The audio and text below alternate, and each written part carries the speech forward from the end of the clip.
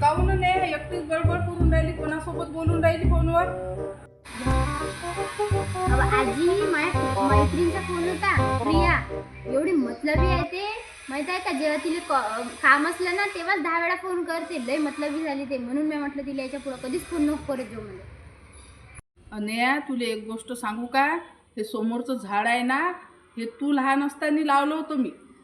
ते लावल्यावर मी त्याची रोज काळजी घेत होती आणि त्याला पाणी टाकत होती. तेव्हा कुठं ते झाड एवढं हिरवगार आहे आणि त्याच्या मुळा मजबूत बनल्या. असंच म्या ते झाड लावून सोडलं असतं तर ते मरून गेलं असतं आणि त्याच्या जडा आहे ना त्या मजबूत झाल्या नसत्या. म्हणून तुला सांगतो, नाते हे झाडासारखेच असते.